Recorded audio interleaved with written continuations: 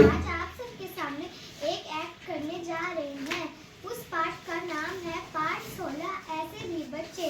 एक सुबह कुछ विद्यार्थी अपने अपने घरों से स्कूल बस्ता लटकाए स्कूल की ओर जा रहे थे। उनके चेहरे पर उत्साह और प्रसन्नता थी। ठंड के कारण उन्होंने ऊपर से नीचे तक ऊनी वस्त्र पहने हुए थे। उसी सड़क पर कुछ अनंगे बच्चे नंगे पांव फटे पुराने कपड़े पहने हुए छोटे कागजों के टुकड़े और प्लास्टिक की गंदी थैलियां चुन रहे थे।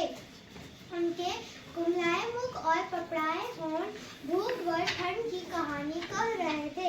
वह स्कूल जाते छात्रों को हमेशा टकटकी लगाकर देखते थे।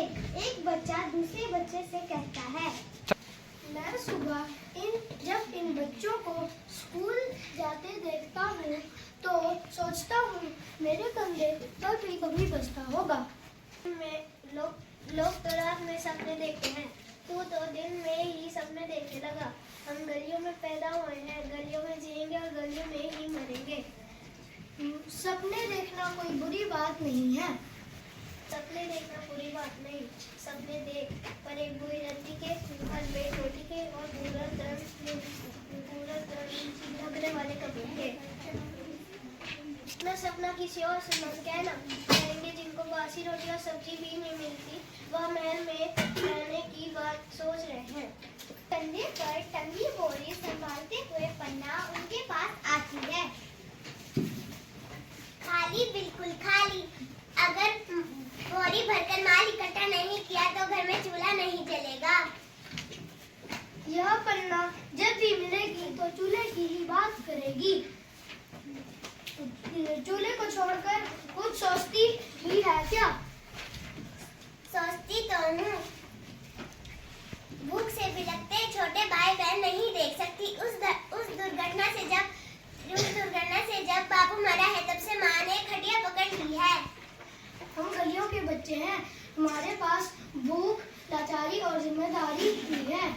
मुझे तो ऐसा कोई दिन याद नहीं जब भर पेट मनचाहा भोजन खाया हो। चलो धरना शुरू करें।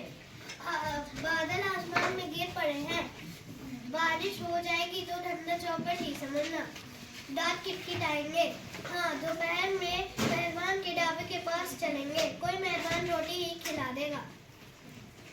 दूसरी सुबह स्कूल जाने वाले बच्चे कागज चुनने वाले बच्चों को देखकर अर्चना अपने साथियों से, जब मैं कड़कती ठंड में इन बच्चों को देखती हूँ तो ऐसा लगता है जैसे इनका कोई बचपन ही नहीं है। गरीबी के कारण इन्हें बचपन में ही कमाने को मजबूर होना पड़ता है।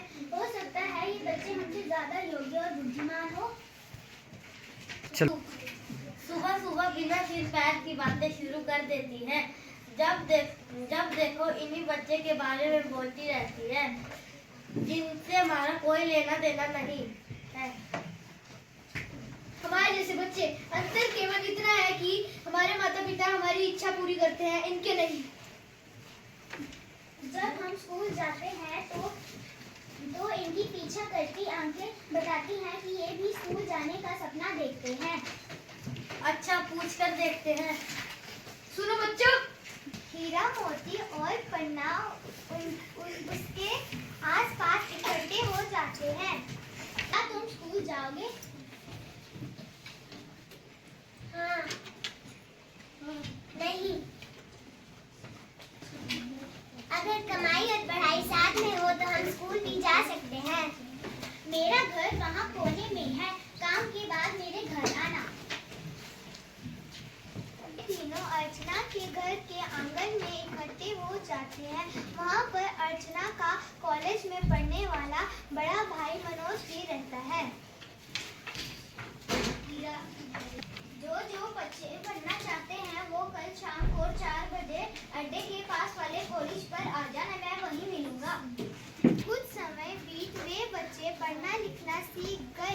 एक दिन हिरण ने पढ़ाई लिखाई के बारे में अपने पिता से कहा। उसके पिता ने उसे डांटना शुरू कर दिया। बस्ती के सारे लोग इकट्ठे हो गए। मनोज भी वहां पहुंच जाता है। बापू, जब से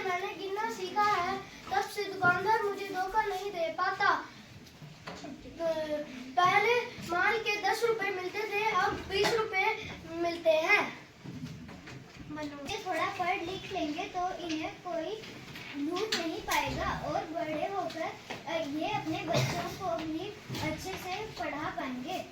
भैया अब तो मैं ही नहीं, मेरे सारे साथी भी पढ़ना लिखना सीखेंगे। धन्यवाद। मैं विभूति नरेटर के रूप में,